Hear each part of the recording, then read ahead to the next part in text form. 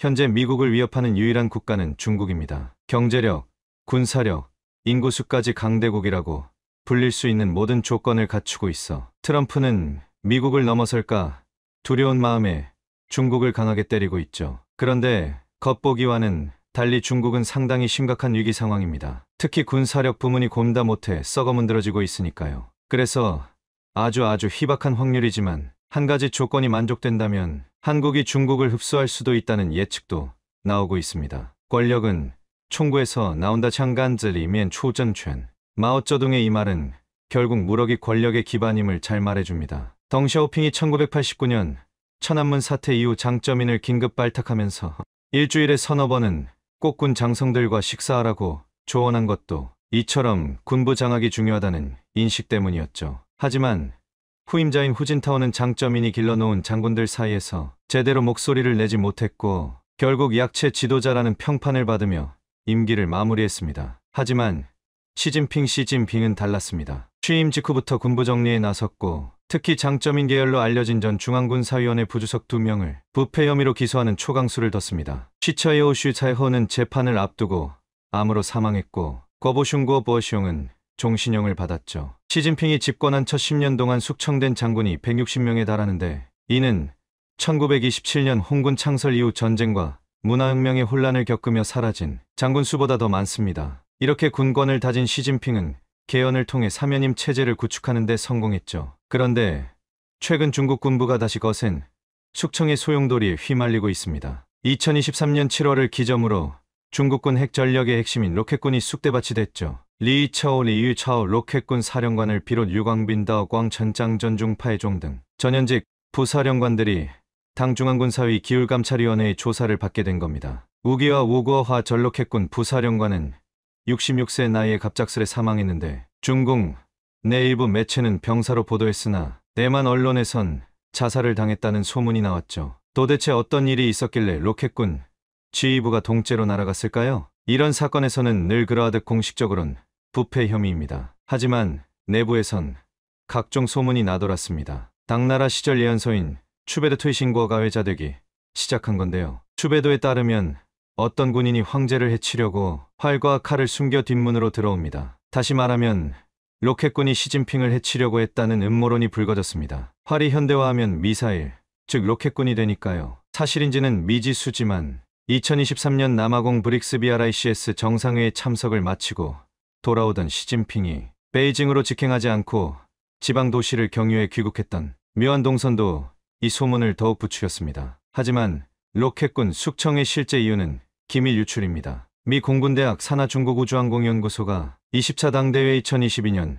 10월 이후 중국 로켓군을 분석한 보고서를 냈는데 여기에 중국 미사일 발사 시스템과 같은 고급 정보가 대거 포함되어 있었다고 하죠. 당 지도부가 이를 국가 기밀 유출로 간주하고 로켓군을 전면 조사하게 됐다는 겁니다. 그렇다면 2023년 7월부터 국제사회의 우려에도 불구하고 대폭 강화한 반반간 첩법 시행도 이를 뒷받침하는 맥락일 수 있습니다. 이전에는 기밀이나 정보 유출만 간첩 혐의로 봤지만 개정법에선 국가 안보와 이익에 관한 모든 행위를 처벌 대상에 포함시켰죠. 이 법이 너무 포괄적이라 무엇이 국가 안보인지조차 볼투명하다는 비판이 나오기도 했습니다. 그런데 로켓군 숙청은 끝나지 않았습니다. 2023년 9월 중순부터는 리상풀 샹프 국방부장 낙마설이 떠올랐는데요. 중국군 장비개발부에서 2017년 10월 이후 조달 부패를 신고받겠다는 공문을 냈는데 리상프 국방부장이 걸려들었죠. 장비 구매 담당이었던 리상프는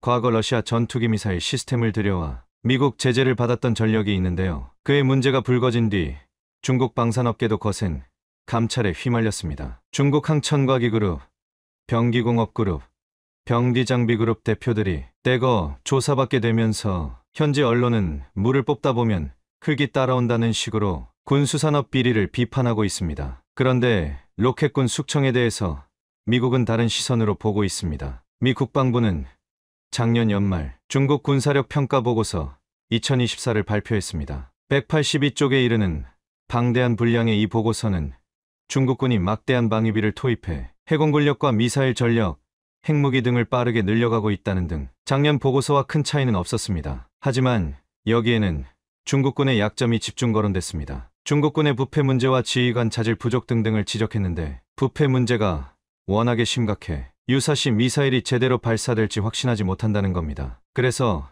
시진핑이 군부 숙청에 나선 것이 아니냐는 것이죠. 도대체 어떤 부패가 있었길래 숙청이 필요했을까요? 작년 1월 미 블룸버그 통신은 ICBM 대륙간 탄도미사일을 비롯한 핵미사일을 운용하는 중국 로켓군 미사일 일부는 연료가 아니라 물로 채워져 있고 지상 배치 장거리 미사일의 지하 경납고 셀로 덮개도 제대로 작동하지 않는다는 것으로 파악했다고 보도했습니다. 시진핑이 중국군의 현대화를 내세우며 세운 핵심 부대이기 때문에 핵무기까지 관장하게 됐는데 이 로켓군이 언제 발사할지도 모를 미사일에 채워 넣었다는 것이죠. 그래서 중국 미사일에 들어가야 할 연료 대신 맹물이 채워져 있고 진짜 연료는 허거를 해먹는 데 썼다는 어처구니 없는 보도까지 나돌았습니다. 결국 그해 연말 전국인민대표대회 주연다는 리이차오 장전중뿐 아니라 장의린 국방과학기술대학 교장, 라오원민 장비발전부 부부장 등 로켓군 장비 조달 담당 고위 장성 9명을 전인대 대표직에서 해임해버렸는데요. 이 숙청러시는 2024년에도 이어져 시진핑의 최측근으로 분류되던 웨이펑어웨이 펑허 전 국방부장도 거론되기 시작했습니다. 그리고 지난해 6월에 리상푸가 당적에서 제명되고 7월에는 웨이펑어도 당적 박탈 조치를 당했죠. 약 1년간의 대규모 군부 숙청으로 장성급 인사만 20여 명이 낙마한 셈입니다. 문제는 중국군 내부 파벌 싸움이 이미 상상을 초월한다는 점입니다. 시진핑 다음으로 군부 2인자로 불리는 장유샤, 짱이오양 중앙군 사위, 부주석의 지위조차 흔들릴 수 있다는 얘기가 나옵니다. 장비발전부장 시절 그의 부하였던 리상푸가 낙마하면서 상관인 장유샤도 무사하겠느냐는 관측이 퍼지고 있는 것이죠. 현재 중국군 최고 지도부인 중앙군 사위원회 구성원은 모두 6명인데 주석인 시진핑을 필두로 부주석 2명장 유사오웨이둥과 류전리며와 장성민 3명의 위원이 포진하고 있습니다. 그중 장유샤와 허웨이둥은 각각 다른 파벌을 대표하기 때문에 시진핑을 둘러싼 군 내부 세력 다툼이 만만치 않아 보입니다. 장유샤와 류전리는 베트남전에 참전한 경력으로 월전방위의 짬방이라 불리고 허웨이둥 мя오화는 대만 봉쇄 훈련을 주도한 동부정구 출신이라 대방타이하의 빵이라 불립니다. 시진핑에 대한 충성 경쟁 속에 지난 1년간의 숙청으로 장유샤 쪽이 큰 타격을 입었으리라는 시각이 많았는데 의외로 최근 장유샤가 군내에서 활발히 움직이며 오히려 입지를 강화하고 있습니다. 실제로 장유샤는 작년 8월 미 국가안보보좌관 설리번을 만났고 10월에는 베트남을 방문해 총서기 국가주석 등 주요 인사를 모두 접견했습니다. 그 11월 말 허웨이둥 쪽엔 충격적인 뉴스가 전해졌습니다. 군사위 정치공작부 주임으로서 숙청을 이끌어온 мя오화가 심각한 기율 위반 혐의로 정직 처분을 받았다는 것입니다. 장유샤의 부친 장중勋 장정勋이 시진핑의 부친 시중勋 시종勋과 전후 관계였던 것으로 알려져 있지만 мя오화 역시 시진핑이 푸젠성에 근무하던 시절부터 가까운 사이입니다. 군 서열 5위로 꼽히는 мя오화가 낙마함에 따라 허웨이둥 부주석이 이끄는 대방그룹에 어떤 파장이 일어날지 주목되는데요. 한반도의 통일을 죽어라 반대하는 나라가 2개 있습니다. 하나는 북한, 또 하나는 중국인데요. 북한, 즉 김정은은 통일로 인한 정권 붕괴가 싫고 중국, 즉 시진핑은 국경 너머에 강력한 통일한국이 들어서는 걸 그리 달가워하지 않습니다. 실제로 한국과 북한이 통일한다면 남한북한 수준이 아니라 남한북한이라는 막강한 국가가 됩니다. 오늘 당장 통일이 일어난다면 우선 군사력이 어마어마해집니다. 일단 한국은 전투기부터 전차, 자주포, 잠수함, 미사일에 이르기까지 최첨단 무기를 독자 개발했고 유일하게 부족한 것이 핵인데 북한은 핵을 보유하고 있죠. 이 둘이 합쳐진 군사력 덕분에 당장 세계 3, 4위 수준이 될 겁니다. 인구는 어떨까요? 인구가 많다는 것은 내수시장이 커진다는 의미인데 내수시장이 크면 상당한 장점이 있습니다. 전 세계 많은 국가들이 중국을 어쩌지 못하는 것도 중국이 떵떵거리며 큰 소리를 칠 수 있는 것도 거대한 내수시장에서 오는 자신감을 바탕으로 합니다. 현재 한국이 약 5,171만 명이고 북한이 2,578만 명입니다. 둘을 합하면 8천만 명이 조금 안 되는데 독일의 인구수와 비슷해지죠. 경제력은 당장 개선되기는 쉽지 않습니다. 왜냐면 북한의 경제력이 한국의 160 수준에 불과하니까요. 하지만 북한은 평양을 제외하고는 거의 발전되지 않았기 때문에 한국 기업들이 마음만 먹으면 공장을 짓고 도로를 깔고 철도를 깔고 산업단지를 조성할 수 있기 때문에 한 50년간 무지막지한 발전이 가능해집니다. 한국이 50년 만에 어떤 변화가 있었는지를 생각해보면 쉽습니다. 10년만 지나면 그 경제력은 상상도 할 수 없을 정도로 거대해지죠. 군사력, 인구수, 경제력, 기술력을 모두 갖춘 통일한국이 생긴다면 중국이나 일본, 러시아가 과연 달가워할까요? 역사적으로 한국과 껄끄러운 일본은 지금처럼 한반도가 분단된 상태가 더 맘 편할 겁니다. 흔히 국제정치에서는 이웃이 약할수록 좋다는 이론이 있는데 이 단순한 원칙이 한반도에도 적용된다는 것이죠. 사실 이 통일을 가장 거부하는 나라는 중국입니다. 겉으로는 한반도 평화가 지속되기를 원한다는 제스처를 취하지만 속으로는 절대 해서는 안 된다는 입장이죠. 지금이야 막강한 경제력과 군사력을 앞세워서 찍어 누를 수 있지만 만약 통일한국이 현재와는 비교도 할 수 없는 막강한 경제력에 지금도 강하지만 더 세지는 군사력에 내수시장까지 거대해지면 당연히 불편할 수밖에 없으니까요. 중국 군부가 부패와 내부 파벌 싸움으로 골마가고 있다는 여러 정황은 향후 통일한국이 탄생할 경우 한반도 주변 정세에 예상치 못한 변수를 안길 수 있습니다. 이미 시진핑 국가주석은 대규모 군 장성 숙청을 통해 군권을 손에 쥐려 하지만 로켓군을 비롯한 핵심 전력에조차 심각한 부패가 뿌리내려 있다는 사실이 외신이나 미 군사 보고서를 통해 꾸준히 제기되고 있습니다. 이를 감안하면 중국군의 실질적 전투력이나 결속력이 생각만큼 견고하지 않을 가능성도 없지 않다는 것이죠. 반면 한반도가 통일된다면 핵무기를 보유한 북한의 군사력과 첨단 무기를 독자 개발한 한국의 기술력이 합쳐져 상상도 못하는 군사력을 갖출 수 있습니다. 여기에 인구 8천만 명 가까운 대규모 내수시장과 급속한 경제 발전, 잠재력까지 더해진다면 주변국 입장에서는 통일한국이 상당한 위협이 될 수밖에 없죠. 정치군 사경제가 함께 성장한다면 극단적으로는 중국을 오히려 통일한국이 흡수하는 것 아니냐는 시나리오조차 완전히 배제하기 어렵습니다. 물론 현실적으로 가능성은 지극히 미미하다고 볼 수 있으나 중국 군부가 내부 균열을 해소하지 못하고 경제 발전마저 더디다면 미래 어느 시점에는 통일한국이 국제사회에서 그만큼 영향력을 발휘하게 될 수도 있다는 뜻입니다. 결국 중국이 견고해 보이는 외양과 달리 군 내부 부정부패와 끊임없는 파벌 싸움에 시달린다면 통일한국의 급부상 앞에서 의외로 간단히 무너질 가능성도 아주 작은 확률로 상존할 수 있습니다. 이웃이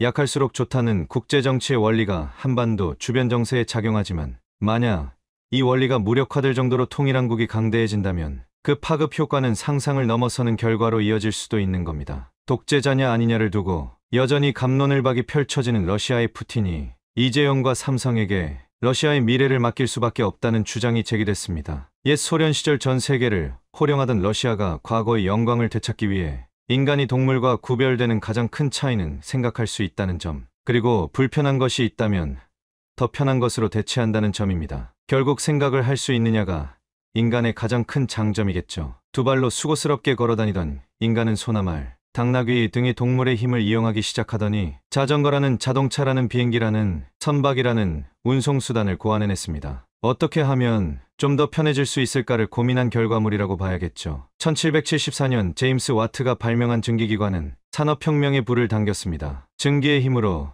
피스톤을 왕복시켜 동력을 얻는 증기기관은 이제껏 사용된 사람이나 가축, 수력, 풍력 등 인류가 이용해온 그 어떤 동력원보다 강력하고 효율적이었습니다. 그리고 철도와 함께 등장한 기차는 고작 시속 40km에 불과했으나 고속철도가 등장하면서 그 속도가 기하급수적으로 늘었고 시속 1000km에 육박하는 전투기는 더 이상 신기하기만 한 물건은 아닙니다. 참고로 록히드 마틴이 1976년에 개발한 블랙버드는 최대 시속이 마하 3.3, 즉 시속 3530km에 이릅니다. 그런데 인간의 관점에서 보자면 비행기가 가장 편안한 운송수단이지만 물건의 관점에서 보자면 가장 많이 이용되는 운송수단은 단연 선박입니다. 2021년 기준 전 세계에서 7번째로 많은 수출을 하는 한국의 경우 전체 물동량의 99.7%가 바다를 통해 이동하고 전 세계 수출 물동량의 95% 이상이 선박에 실려 이동합니다. 그런데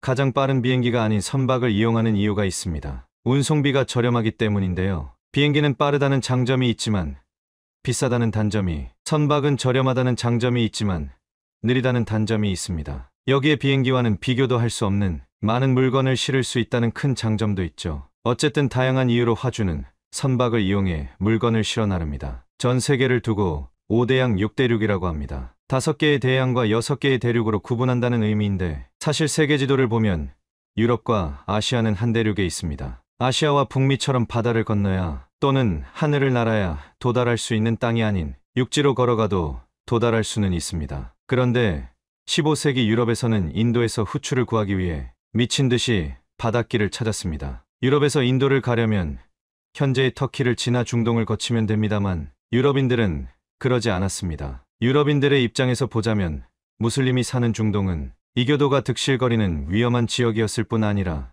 끝이 보이지 않는 중동의 뜨거운 사막은 도저히 이겨낼 자신이 없었죠. 그래서 인도에 갈 수 있는 새로운 길, 특히 아프리카를 빙 둘러가는 바닷길 개척에 나섰습니다. 이른바 대항해 시대가 시작된 건데요. 1492년 콜럼버스는 인도를 찾기 위해 대항해를 시작했고 마침내 인도에 도착합니다. 그러나 콜럼버스는 자신이 죽을 때까지 자신이 발견한 땅을 인도로 알았습니다. 실상은 신대륙, 정확히는 미국 아래 바하마의 산살바도르 섬이었는데도 말이죠. 그러다 1498년 포르투갈의 바스코다 가마는 아프리카 희망봉을 돌아 드디어 진짜 인도에 도착하면서 유럽과 인도를 잇는 바닷길이 개척됩니다. 그런데 우리는 유럽과 아시아를 잇는 가장 짧은 바닷길은 500년 이상 사용 중인 바닷길, 즉 아프리카 희망봉을 돌아가는 경로라고 생각하지만 이는 가장 짧은 코스가 아닙니다. 더 짧은 바닷길이 있습니다. 바로 북극을 가로지르는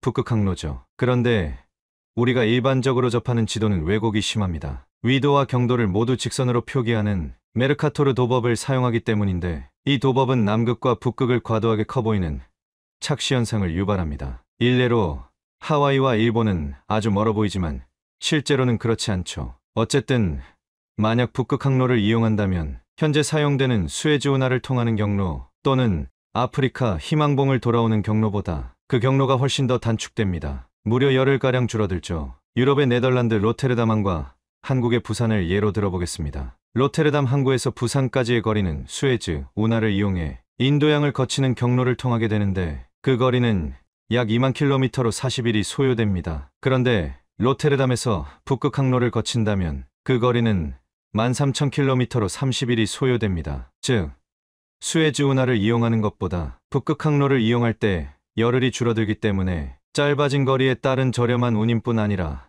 배송일이 줄어들고 무엇보다 환경오염이 획기적으로 감소하죠. 그런데 북극 항로가 개척되면 행복한 나라가 있습니다. 바로 북극해를 머리에 짊어진 러시아인데요. 모든 면에서 우수한 북극 항로지만 북극 항로는 치명적인 단점을 가지고 있습니다. 바다가 얼음으로 뒤덮여 있다는 점이죠. 물론 지구온난화로 얼음 면적이 감소하고 있다고는 하지만 다 녹아버리는 것은 미래의 이야기이고 현재는 얼음을 깨지 않으면 북극 항로를 이용할 수 없습니다. 그래서 러시아는 북극 항로의 절반가량이 연안과 접했다는 이유로 이 항로를 이동할 때는 러시아 쇄빙선의 에스코트를 받도록 하고 있으며 이에 따른 비용을 청구하고 있습니다. 즉, 통행료를 받지 않는 대신에 쇄빙선으로 에스코트해주는 대가로 비용을 청구하며 이를 따르지 않으면 이 북극 항로를 이용하는 것에 큰 불편함이 뒤따르도록 한 것이죠. 나아가 소련의 옛 영광을 되찾으려는 러시아는 어떻게 해서든 이 북극 항로를 어필해야 하는 상황입니다. 러시아의 스푸트니크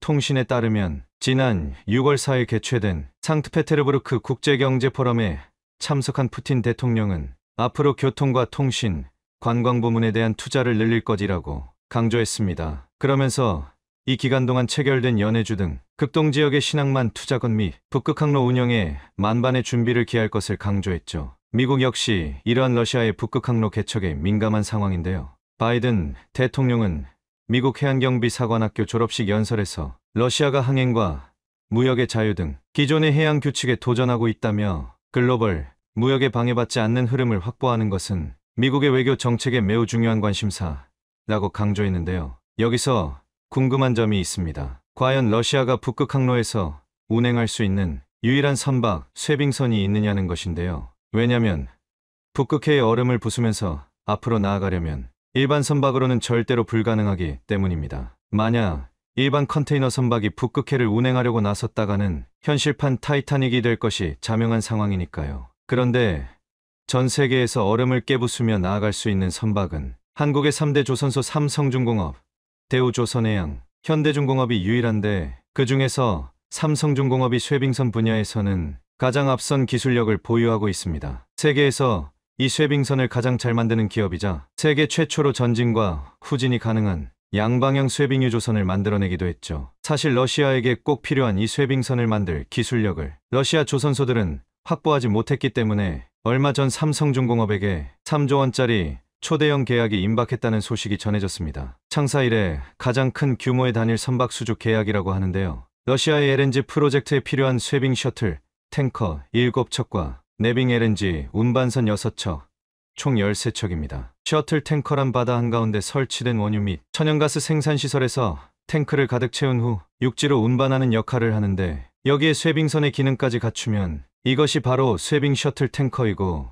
내빙 LNG 운반선은 수면의 얼음이나 빙산의 대비가 가능한 LNG 운반선입니다. 오늘 살펴보는 러시아라는 국가는 북극 항로만큼이나 세계적인 영향력을 과시하는 분야가 있습니다. 바로 천연가스인데요. 현재 전 세계에서 천연가스 생산량 2위를 기록 중인 러시아는 몇 년 전부터 북극에 잔뜩 눈독을 들이고 있습니다. 북극에서 가장 가까운 인간의 영토에서 천연가스를 뽑아내기 시작한 것인데요. 러시아 국영 에너지 기업인 노바텍은 30조 원이라는 천문학적인 금액을 투입해 북극의 야말 반도에서 LNG를 뽑아 올리기 시작했습니다. 야말이라는 단어는 네네치오로 세상의 끝이라는 뜻을 가지고 있는데 북극해와 맞닿아 있으며 그동안 푸틴은 이 야말 반도에서 LNG를 뽑아낼 것이라고는 상상도 못했습니다. 그런데 러시아에게 하늘이 내려준 기회가 등장합니다. 삼성중공업이 2005년 얼음을 깨며 전후진이 가능한 양방향 쇠빙선을 만들기 시작하면서 러시아에게는 천재일우의 기회가 찾아왔죠. 여기에 대우조선해양이라는 기업이 쇠빙 LNG선을 건조할 수 있다는 기술력을 공개하면서 러시아는 어떻게 해서든 야말반도의 LNG를 뽑아내기로 결정하는데요. 사실상 야말반도는 러시아의 미래와 같습니다. 러시아 전체 천연가스 매장량의 80%이자 전 세계 매장량의 13%를 차지하는 12조 입방미터의 천연가스를 뽑아 올리면 천연가스 부문에 있어서만큼은 무시무시한 영향력을 행사할 수 있으니까요. 이런 기회를 놓칠 수 없었던 푸틴은 노바텍으로 하여금 모든 LNG 운반선은 한국에게 발주하도록 주문합니다. 결국 2014년 대우조선해양에게 15척의 쇠빙 LNG선을 발주했는데 한 척에 3,600억 원을 넘는 초대형 발주였죠. 총 15조 원짜리 계약입니다. 30조 원을 투자한 LNG 프로젝트에 15조 원짜리 쇠빙 LNG선은 결코 적은 금액이 아닌데요. 그러다 2017년 1호선을 러시아로 인도한 후 명명식이 열렸을 때는 푸틴 대통령이 직접 참석해 극찬을 쏟아내기도 했습니다. 총 길이 299m, 폭 50m의 이 선박은 2.1m 두께의 얼음을 깨부수며 전진합니다. 얼음과 직접 맞닿는 선수와 선미 부분에는 조선업 사상 최초로 70mm 초고강도 특수강판을 사용해 이목을 끌기도 했죠. 아크 7급이라고 명명된 이 선박이 없다면 러시아는 1년에 3개월밖에 LNG를 운반할 수 없지만 대우조선해양 덕분에 이제는 1년 내내 북극해를 오가며 1650만 톤의 LNG를 수출하고 있습니다. 그런데 얼마 전 푸틴이 또 한 번 한국에게 대형 발주를 넣었습니다. 대우조선해양과 삼성중공업에게 쇠빙 LNG선을 각각 4척씩 총 8척을 발주한 것이죠. LNG선 자체도 고부가 가치 선박이지만 쇠빙 LNG선은 특수 기능을 갖춘 관계로 척당 3천억 원을 훌쩍 뛰어넘는 초고부가 차치 선종에 속하는데 2014년 15척에 이어 올해 또 8척을 주문한 겁니다. 대우조선해양의 경우 4척에 대한 슬롯 계약을 완료했고 삼성중공업은 2척은 확정, 2척은 옵션 물량으로 확보했다고 알려졌습니다. 원래 러시아는 국영 조선소인 즈베즈다라는 조선소가 있습니다. 그리고 누가 보더라도 러시아 자국 조선소에 발주하면 가장 좋은 그림이 됩니다. 국영이니만큼 조선소가 수주하는 금액을 얼마든지 후려칠 수도 있고 그게 안 된다면 세금으로 걷어 곳간을 두둑히 채울 수도 있고 러시아 조선업의 발전도 꾀할 수 있으니까요. 그런데 즈베즈다는 좀 특이한 이력을 가지고 있습니다. 오로지 군함 및 핵잠수함에 특화된 관계로 상선 기술력은 부족한 겁니다. 냉전시대의 주인공이었던 만큼 조선업도 발전하지 않았을까 생각되지만 그렇지 못했습니다. 제2차 세계대전을 겪으면서 러시아는 오로지 전쟁을 위한 선박에 집중했고 2차 세계대전 이후에도 세계 패권을 잡겠다는 목표 하나로 오로지 군함에만 매달렸습니다. 그렇다 보니 현재 러시아 입장에서 가장 필요한 쇠빙 LNG선 등을 건조할 능력이 없어 20조 원에 가까운 돈을 한국 기업에게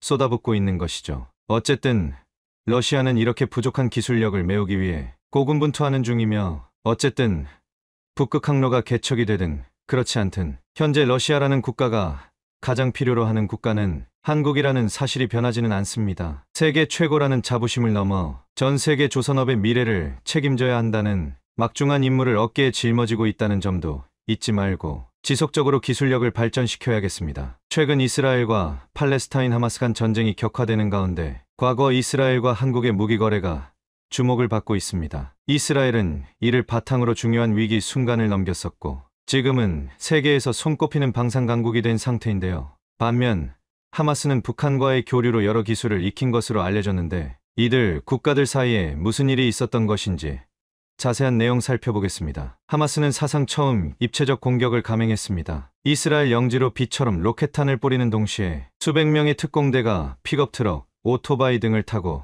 철책을 넘었습니다. 전동 모터를 단 패러글라이더 부대가 하늘에서 침투하는가 하면 모터보트를 탄 중무장 특공대가 지중해 해안의 경계망을 뚫었습니다. 전문가들 사이에선 핵미사일 24기 추정치, 정찰위성 7대, 전투기 347대, 병력 17만 명의 강병 국가인 이스라엘이 이 같은 공격에 허무하게 무너진 점을 지적하고 있습니다. 이스라엘은 적은 인구로 인해 병력 확보에 진심인 나라입니다. 1948년 군 창설부터 현재까지 남녀 모두를 징집하고 있을 정도입니다. 이스라엘에서 여성은 24개월, 남성은 32개월을 복무합니다. 전체 병력의 35%가 여성이지만 이스라엘 여군의 5% 정도만 전투 임무를 수행하며 나머지는 주로 행정과 통신 등 비전투 분야에서 근무합니다. 다만 여성은 결혼과 임신, 학업 등의 이유로 면제가 가능해 전체의 40-50% 정도만 군에 가고 있는데 여성이 군 복무를 끝낸 뒤 임신을 하게 되면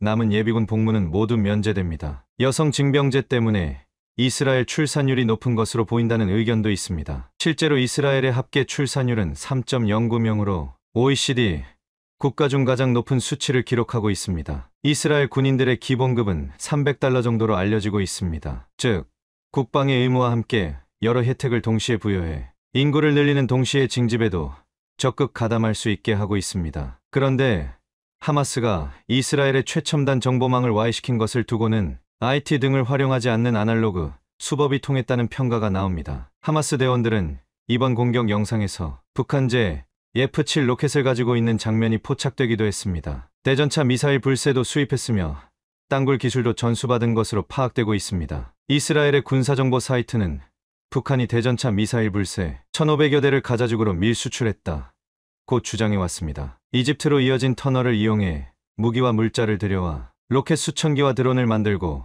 수년에 걸쳐 발사했다는 것입니다. 2014년 이스라엘군이 하마스 땅굴 30여 개를 확인하기도 했습니다. 이와는 반대로 한국은 이스라엘과 오래전부터 협력을 이어왔습니다. 중동을 완전히 장악했던 오스만 제국이 제1차 세계대전으로 패망한 뒤 영국이 재빠르게 팔레스타인 지역을 장악한 바 있습니다. 그곳은 대부분 아랍인들이 살고 있었고 유대인은 극소수에 불과했습니다. 그 뒤 국제사회는 팔레스타인 땅에 유대인을 위한 정착촌을 건설하라는 과제를 안기면서 유대인과 아랍인 간의 긴장감이 높아졌습니다. 종교적으로 절대 하나가 될 수 없었기에 충돌이 수시로 이어졌죠. 그러다 1947년 유엔은 그곳을 유대인 국가와 아랍인 국가로 분리하되 예루살렘은 누구의 소유도 아닌 국제도시로 계획했습니다. 유대인은 이를 수용했으나 아랍인이 거부하면서 시행되지 못했고 1948년 영국은 이 문제를 해결하지 못한 상태로 철수했습니다. 이때 유대인 지도자들은 재빠르게 이스라엘 건국을 선언했고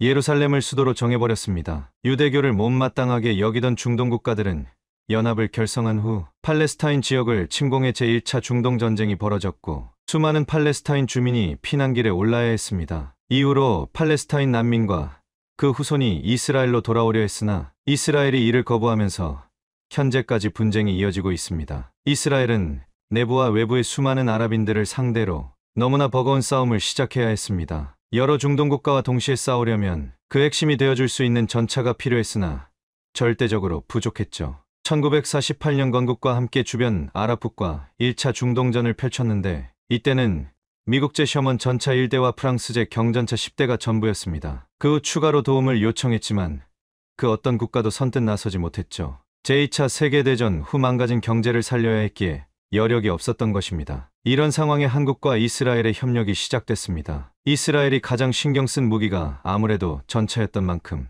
다방면에서 구형 전차라도 구해 개조해 사용하려 했습니다. 특히 M4 셔먼 전차에 독일제 포신을 장착해 주변국을 떨게 했는데 한국으로부터도 수백 대의 셔먼 전차를 수입해 갔습니다. 한국은 한국전쟁 당시 전차가 없던 관계로 북한군에게 철저하게 농락당했는데 이후 미군이 참전하면서 전차가 들어오기 시작했습니다. 그리고 한국전쟁 직후 미국은 M4 셔먼 388량을 공여해 주었는데 이는 한국에게 큰 전략적 자산이 됐습니다. 그리고 1960년대 미군은 베트남전 참전을 대가로 구식 셔먼을 대체하라며 M47 패튼 전차를 제공하기 시작했는데 이때 한국은 M4 셔먼 전차를 이스라엘에 판매하게 된 것입니다. 이스라엘은 이를 M50I 셔먼, 슈퍼 셔먼 등으로 개조시켜 4차례에 걸친 중동전쟁에서 요긴하게 사용했습니다. 1967년 3차 중동전쟁이 발발했을 때는 한국 등에서 끌어모은 전차를 800여 대 보유하고 있었습니다. 당시 반대 세력이었던 이집트군은 약 900여 대의 전차를 보유하고 있었지만 전쟁 첫날 이스라엘의 기습으로 전차 부대가 사실상 괴멸했고 이스라엘은 그 여세를 몰아 주변 아랍군도 굴복시켰습니다. 결국 전쟁은 6일 만에 막을 내려 6일 전쟁이라 부르고 있습니다. 이후 45차 중동전에서도 전차는 중요한 역할을 했지만 대전차, 무기의 발전 등으로 고전을 했습니다. 이때 5차 중동전쟁 1982년에서 이스라엘이 자체 개발한 메르카바 전차가 데뷔전을 치르는데 시리아군이 보유 중인 러시아제 신형 전차인 T-72를 상대로 압승을 거두며 세계를 놀라게 했습니다. 메르카바는 승무원 생존에 주안점을 두고 설계됐습니다. 전쟁은 공중폭격, 화력에 의해서만 종결되는 것이 아니라 최종적으로 지상부대가 투입되어야 끝나는 경우가 많습니다. 지상전의 핵심은 강력한 화력, 기동력, 장갑으로 보호된 전차입니다. 이스라엘은 전차 등 첨단 무기가 확보되는 상황에서도 한국 무기를 수시로 수입해갔습니다. 2021년 한국의 한정당 의원은 한국이 이스라엘과 공범이 아니냐면서 UN 세관 데이터를 분석한 결과를 공개했습니다. 2015년부터 2020년까지 6년간 이스라엘에 대한 무기 수출은 이전 6년과 비교했을 때 무려 22%나 증가 326억 원 했다는 것입니다. 한국이 이스라엘에 수출한 무기의 53%는 폭탄, 수류탄, 어뢰, 지뢰, 미사일, 탄약 등의 발사 무기류였습니다. 2014년 가자지구 분쟁 이후부터 무기 수출을 더 늘렸는데 당시 이스라엘은 압도적 군사력 차이로 73명이 숨질 동안 팔레스타인인은 무려 2,100명이 사망을 했습니다. 사망자 대부분이 어린이와 여성을 포함한 민간인이어서 당시에도 국제사회의 비판이 빗발쳤죠. 2015년 이후 한국보다 이스라엘에 무기를 더 많이 수출한 국가는 인도와 미국뿐인 것으로 나타났는데 정확한 수출 데이터가 공개되지 않은 점을 감안하더라도 한국에서 이스라엘로의 무기 수출은 상당했을 것이라는 분석입니다. 정부는 2007년부터 2020년까지 1,000건 이상의 전략 물자를 이스라엘에 수출하도록 허가해준 것으로 나타나기도 했습니다. 이스라엘은 각종 첨단 기술로 세계 방산 시장을 석권해 그동안 K방산의 롤 모델이자 넘사벽으로 여겨져 왔습니다. 이스라엘의 방위산업 역사는 1920년대 초 아랍 국가들의 공격에 맞서 유대인 거주지를 방어하기 위해 무기와 탄약을 생산하면서 시작됐습니다. 1933년에는 최초의 방산기업 TAS가 설립됐죠. 4차례 중동 전쟁 및 수십 차례 군사 분쟁을 겪은 후 자주국방의 필요성을 자각하며 독자적인 무기 체계를 개발해 왔습니다. 선택과 집중 전략을 고수하며 완제품보다는 첨단 레이더와 전자기술 기반 핵심 체계와 부품에 더 강점을 보이고 있습니다. 특히 1973년 제4차 중동전쟁을 겪은 이후 적의 기습에 대한 경각심을 바탕으로 이를 사전에 파악하고 대응할 수 있는 항공정찰, 레이더, 미사일, 정보통신을 중심으로 발전하기 시작했죠. 이러한 배경으로 축적된 첨단 기술은 정보통신, 바이오 등 4차 산업 분야로 확산되며 이후 이스라엘 첨단 기술 산업을 세계적인 수준으로 발전하게 한 주요 동력이 됐습니다. 이스라엘 고교 졸업생 중 상위 2%의 인재에서 선발된 엘리트 부대는 군사 장비와 솔루션을 성공적으로 개발했으며 이들은 제대 후 이스라엘 정보통신 산업 발전을 이끈 주역들입니다. 작년 이스라엘의 국방비 지출은 총 234억 달러로 GDP의 4.5%에 달하며 세계 국방비 지출 국가 목록에서 15위를 차지하고 전체 비중은 1% 정도입니다. 액수로 따지면 한국보다 국방비 지출이 작지만 GDP 대비 국방비 지출 비율은 한국의 2배 이상입니다. 이스라엘의 3대 방산업체에는 총 4만 명 정도가 근무하고 있는 상황입니다. 이스라엘 방산기업은 대부분 개발 초기부터 해외 수출을 목표로 하며 그 결과 방산기업 매출의 약 75%가 해외 수출에서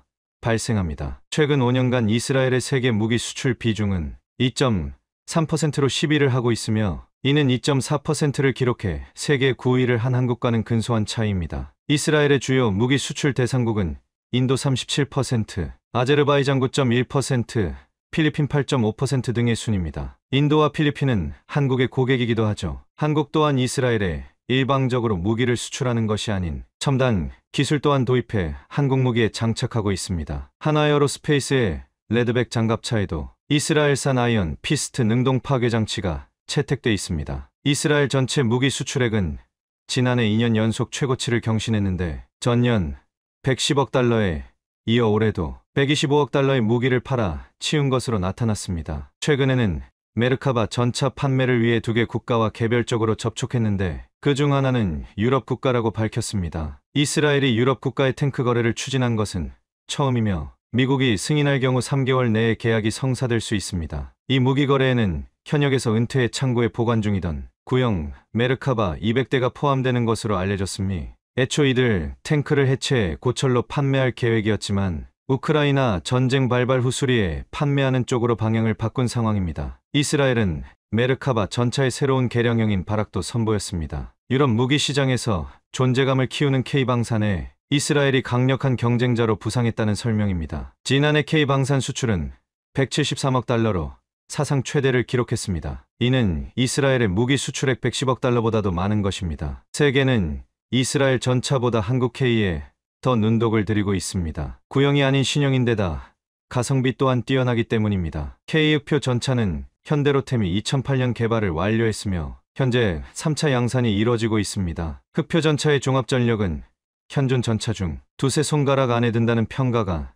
나오고 있을 정도입니다. 현대로템은 4세대 전차를 개발하고 있습니다. 스텔스 기능과 무인화, 최신 정보 기술이 적용돼 있습니다. 이렇게 이스라엘은 무기 수출을 놓고 한국과 경쟁할 정도로 막강하지만 이번에 하마스에게 완전히 당하며 당산에 대한 신뢰가 크게 꺾이게 됐습니다. 인구 900만 명의 이스라엘에서는 30만 예비군이 총동원돼 하마스와 전면전을 준비 중이며 협상의 여지는 없다고 못 박았습니다. 네타냐후 총리는 이스라엘이 중동에서 나약함을 보여줄 수 없기 때문에 무력으로 대응할 수밖에 없다고 전했습니다. 이스라엘은 미국에게도 많은 도움을 받고 있습니다. 이번 이스라엘 사태는 미국의 군사 외교 순위에서 우크라이나가 뒤로 밀릴 가능성이 높다는 분석입니다. 우크라이나는 나토 회원국이 아니지만 이스라엘은 미국의 동맹국이기 때문에 무게감이 다릅니다. 하지만 미국 또한 전선이 우크라와 중동으로 늘어남에 따라 내년 대선을 앞둔 바이든 행정부가 난관에 봉착한 형국입니다. 여러모로 문제가 빨리 해결되지 않는다면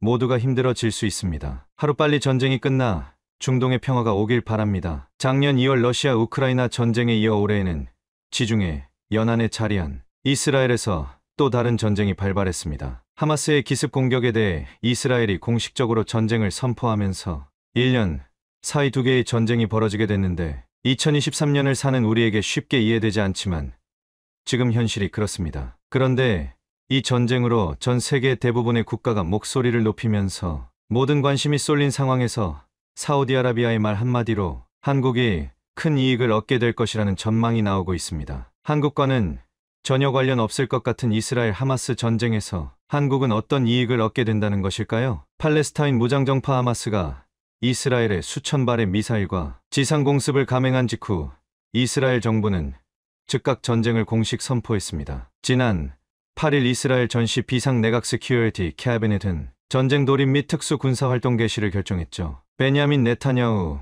총리가 이스라엘은 전쟁 중이라는 표현을 쓰기는 했지만 이는 수사적인 표현에 불과했고 이번 결정은 국가 차원의 공식 선포이기 때문에 이제 이스라엘과 하마스는 진짜 전쟁에 돌입하게 됐습니다. 이로써 이스라엘에서는 1973년 음키푸르 전쟁 제4차 중동 전쟁 이후 50년 만에 기본법 40조에 따라 전쟁이 선포됐죠. 이스라엘 기본법 제40조는 국가는 정부의 결정에 따라서만 전쟁을 시작할 수 있으며 이 조항의 어떤 것도 국가 방위와 공공 안보에 필요한 군사행동의 채택을 막지 못한다고 못 받고 있는 바 정부의 결정에 따라 전쟁이 시작된 겁니다. 이번 전쟁은 하마스의 공습으로 시작됐는데 하마스의 근거지는 가자지구입니다. 가자지구는 이스라엘 영토 귀퉁이에 붙은 길이 41km, 폭 10km의 아주 좁은 지역인데 여기에는 무려 230만 명의 주민들이 살고 있습니다. 전 세계에서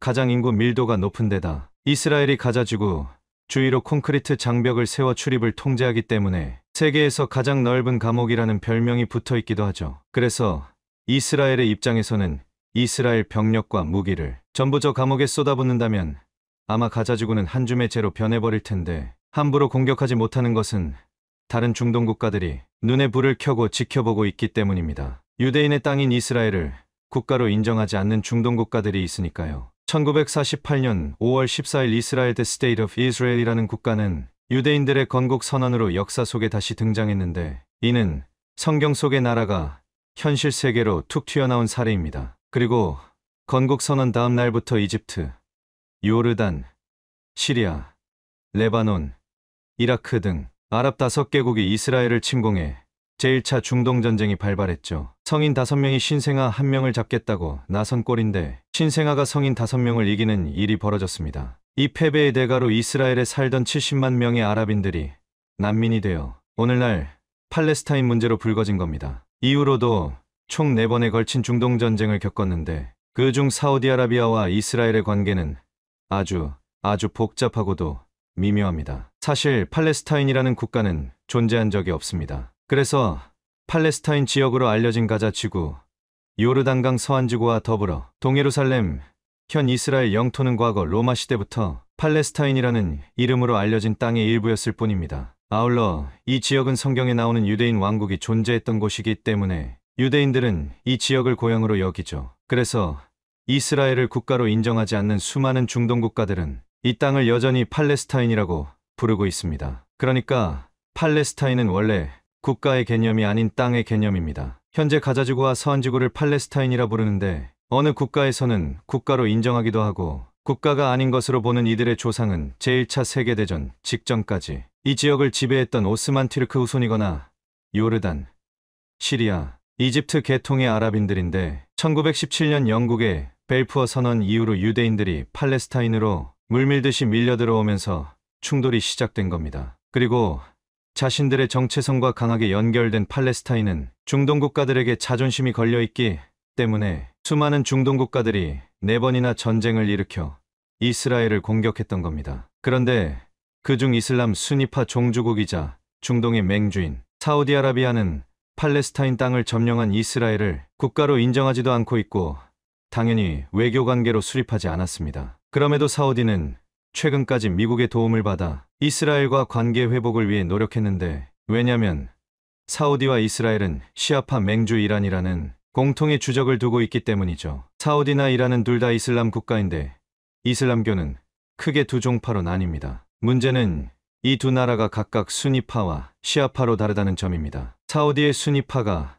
전체 무슬림의 약 90%로 압도적인 수치를 자랑하고 시아파는 10%로 소수입니다. 이란, 이라크, 바레인, 아제르바이잔 등 일부 국가에서 주류를 이루고 있죠. 종교적인 문제에 더해 전 세계 원유 해상 수송량의 13을 담당하는 호르무즈 해협을 이란이 통제하고 있는데 이란은 미국 등 서방과 갈등이 생기면 번번이 호르무즈 해협 봉쇄 카드를 꺼내왔습니다. 이는 곧 중동 최대 산유국 중 하나인 사우디에 대한 타격으로 이어져 왔죠. 그러니 종교적으로도 반대 종파인데다 호르무즈 해협 봉쇄로 사우디 경제에 타격을 주고 있으니 사우디에게 이란은 반드시 박멸시켜야 하는 적인 겁니다. 이스라엘 역시 이란을 주적으로 두고 있는데 왜냐면 이스라엘에 폭탄을 던지고 공격을 가하는 모든 세력들, 가령 팔레스타인의 하마스나 레바논의 헤즈볼라, 시리아의 바샤르 아사드 정권 등의 배후에 전부 이란이 있죠. 그래서 이란이라는 공통의 주적을 둔 사우디아라비아는 이스라엘을 국가로 인정하지는 않지만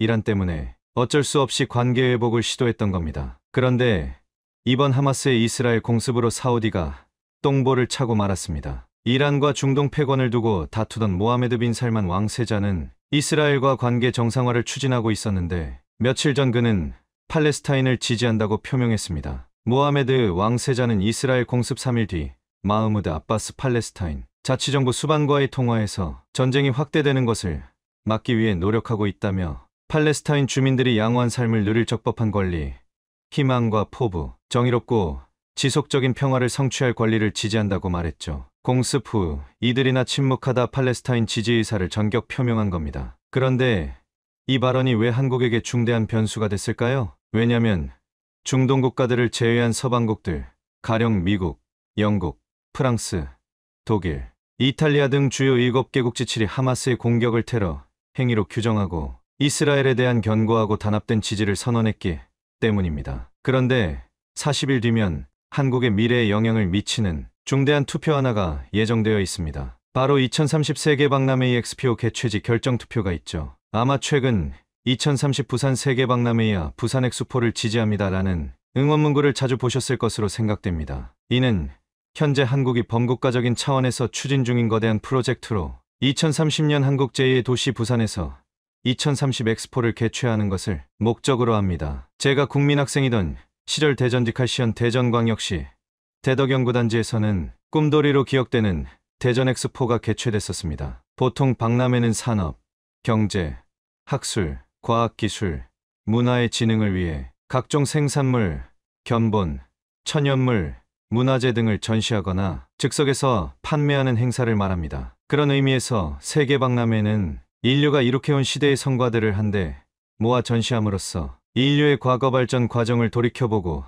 앞으로 다가올 미래사회의 모습을 미리 보여줌으로써 인류 모두에게 새로운 꿈과 가치관을 심어주는 국제행사입니다. 인류가 이룩한 시대의 성과물을 전시하는 엑스포의 취지에 맞게 고무타이어, 수세식 화장실, 전화 등 인간의 삶을 바꾼 발명품들이 전부 엑스포 때 공개됐죠. 1993년 대전 엑스포에서는 자기부상열차와 태양열 자동차 등이 소개됐었습니다. 한국은 1889년 파리만국 박람회에 처음 참가해 갓, 모시, 돗자리, 가마 등을 출품했었는데 대전 엑스포가 특별했던 것은 개발도상국에서 개최된 역사상 최초의 엑스포였기 때문입니다. 이 엑스포 이후 전 세계의 시선이 한국으로 쏠렸었죠. 그만큼 개최가 갖는 의미가 크다고 볼 수 있는데 현재 한국이 추진 중인 부산 엑스포는 대전 엑스포와는 비교도 할 수 없는 수준입니다. 엑스포는 세계박람회기구 BI에 의해 공인된 행사로 5년에 한 번씩 개최되며 올림픽,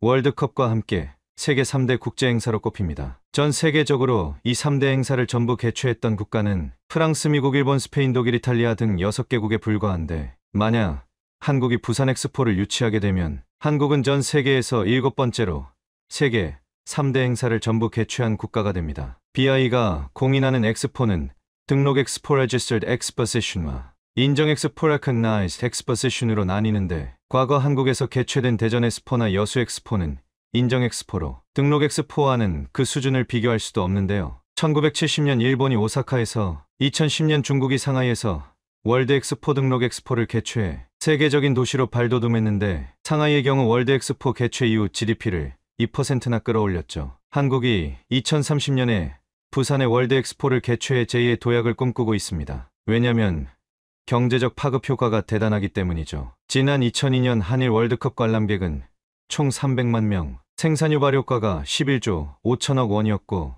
2018 평창 동계올림픽은 관람객 138만 명, 생산 유발 효과가 20조 5천억 원이었습니다. 그런데 길어도 한 달을 넘지 않는 국제행사의 생산 유발 효과가 절하할진데 최장 6개월간 열리는 월드 엑스포의 생산 유발 효과는 몇 배는 가볍게 뛰어넘을 겁니다. 200개국에서 한국으로 몰려드는 관람객 그리고 그들이 한국에서 쓰는 돈은 가히 상상을 초월할 텐데요. 그런데 현재 이 2030 월드 엑스포를 두고 경쟁 중인 국가가 바로 사우디입니다. 이탈리아 로마, 러시아 모스크바 등도 경쟁 중이기는 하지만 한국의 부산과 사우디의 리야드 경쟁이 될 것으로 보이는데 이스라엘 사태로 중대한 변수가 생겼습니다. 왜냐면 사우디가 팔레스타인 지지를 표명했으니까요. 지난 10일 모하메드 빈 살만 사우디 왕세자가 팔레스타인 국민들 편에 서 있을 것이라며 지지 의사를 표명했는데 이는 미국, 영국, 프랑스, 독일, 이탈리아 등 주요 7개국들의 지지 표명과 정면으로 배치됩니다. 이들은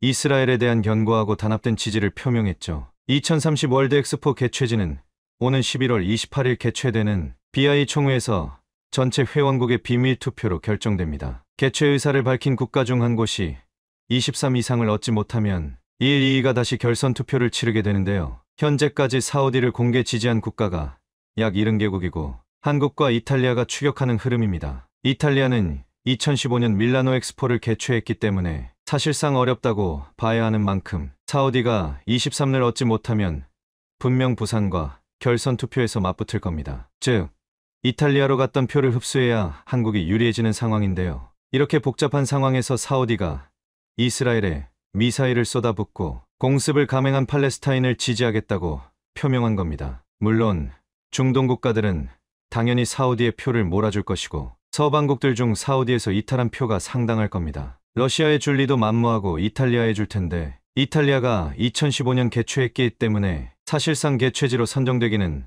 어려워 보입니다. 그래서 결선 투표에서는 팔레스타인을 지지하는 중동 국가들이 단단히 결속될 것이고 이스라엘을 지지하는 국가들의 표는 한국으로 몰릴 가능성이 적지 않습니다. 과연 당장 다음 달로 다가온 개최지 선정 투표에서 사우디 왕세자의 팔레스타인 지지 표명이 어떤 결과를 가져오게 될까요? 이스라엘이 자랑하는 방공망이 죄다 뚫리자 한국이 최근 개발한 기술이 주목을 받고 있어 화제입니다. 하마스 무장대원들의 공격이 동시다발적으로 시작된 때는 7일 오전 6시 30분경이었습니다. 드론으로 이스라엘 감시 초소를 파괴하고 수천 발의 로켓을 발사했던 것입니다. 그 후 무장한 패러글라이더들이 가자지구에서 이륙했고 트럭과 오토바이를 탄 하마스 대원들이 이스라엘 남부로 들어왔죠. 11억 달러짜리 펜스는 적의 침입에 아무것도 하지 못했다. 이스라엘 일간지가 가자지구 경계에 설치된 장벽인 아이언 월에 대해 내린 평가였습니다. 이스라엘이 장벽만 믿다가 다수의 사상자가 발생했다는 것입니다. 실제로 2천여 명의 하마스 무장대원들이 29곳의 경계 장벽을 뚫고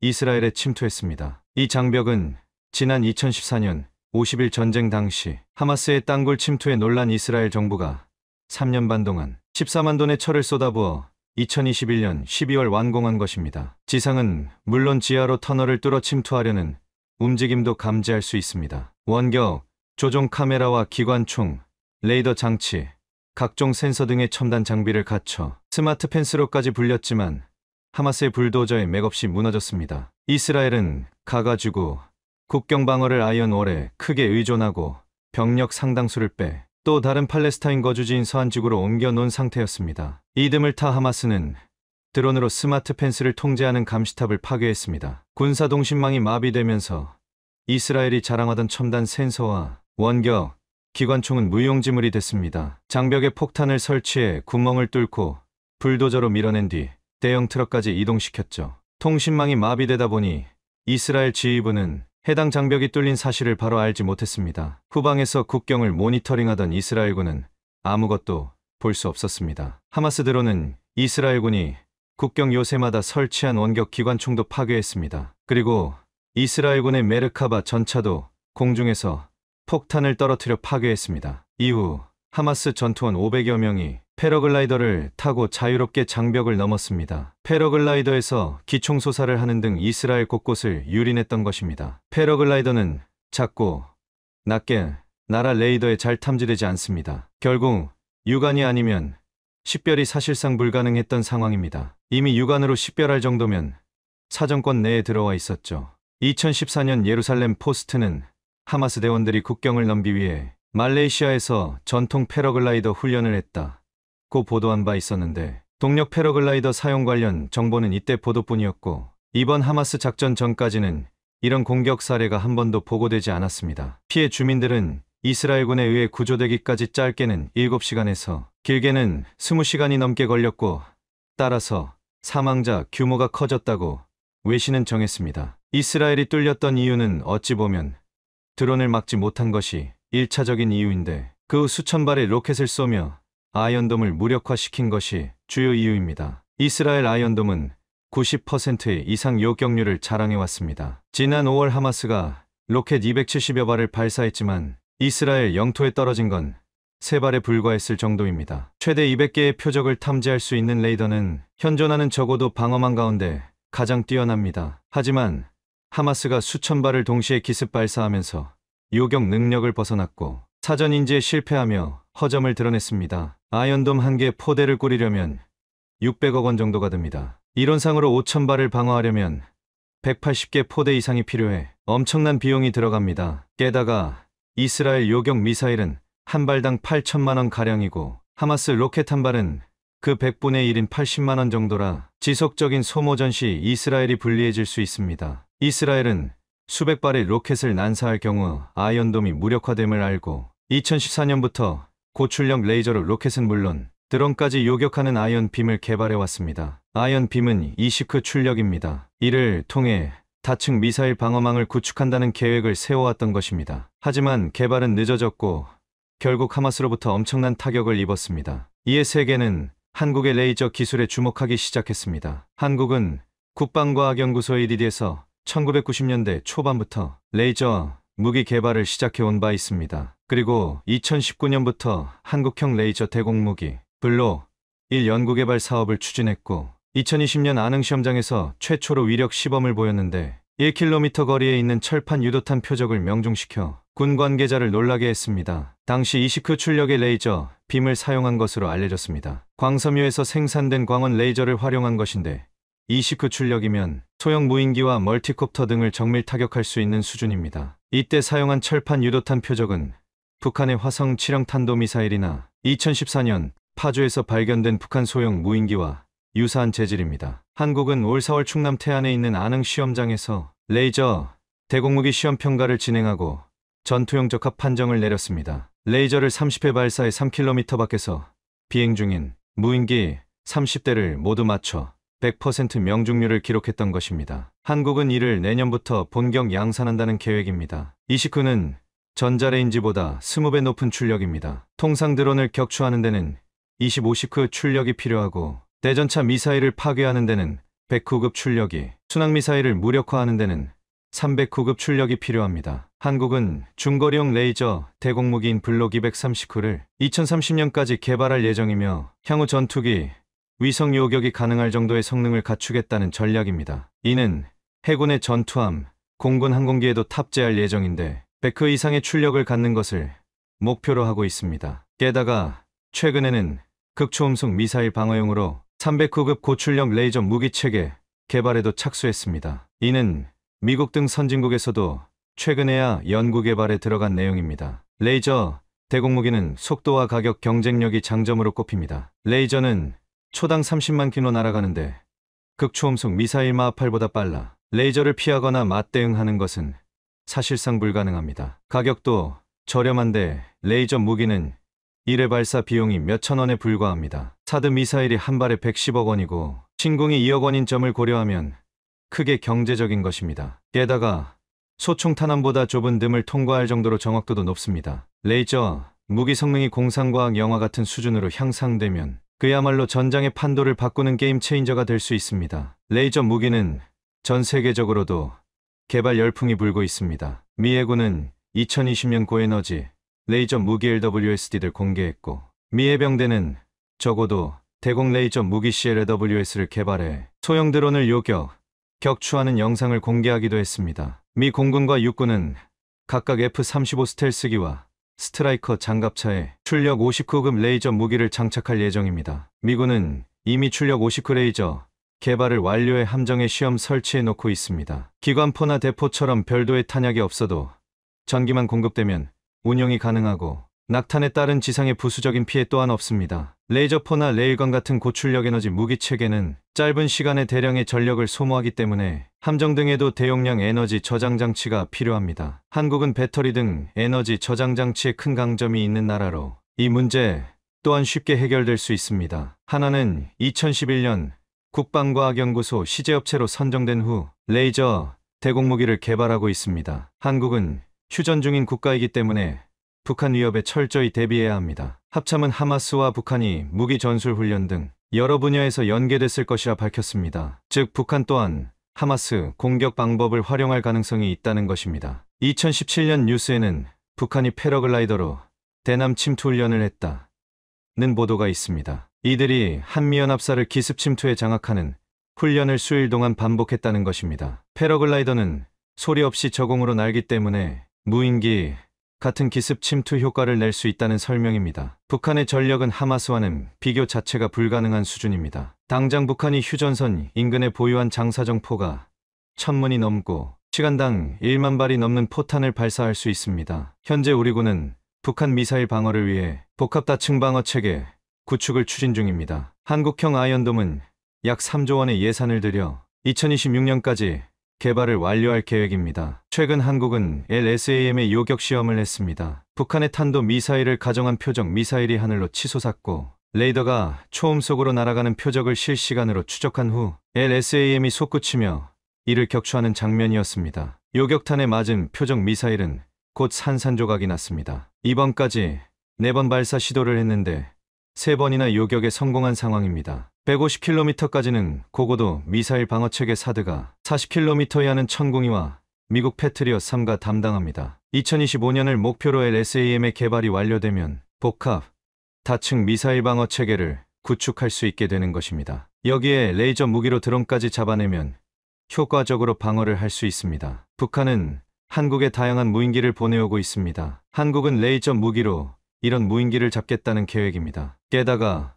우크라이나 전쟁에서 드론이 주목을 받았는데 최근에는 1조 6천억 원짜리 러시아 S-400 방공 시스템이 우크라이나 무인 드론에 뚫린 것으로 나타났습니다. 우크라이나 당국은 러시아 본토에서 이들 파괴했다고 말했습니다. S-400은 사거리 400km 안의 영공에서 모든 항공기를 탐지하고 격추할 수 있다고 자랑해왔던 무기입니다. 그만큼 드론을 잡는 것이 무엇보다도 중요해지고 있습니다. 사우디군 또한 방공 전력이 중동 국가 중 가장 강력하다고 평가받아왔지만 드론에 대해선 속수무책으로 당해왔습니다. 후티 반군이 사우디 주요 도시와 석유시설을 드론 등으로 공격한 적이 있는데 2019년에는 10대의 드론으로 공격을 받아 당시 원유 생산량이 반토막 난 적도 있습니다. 사우디는 적어도 비행 드론을 요격하기 위해 최신형 방공무기 도입에 관심을 보인 것도 이 때문입니다. 사우디는 고성능 복합대공화기 BOE에 관심을 보이고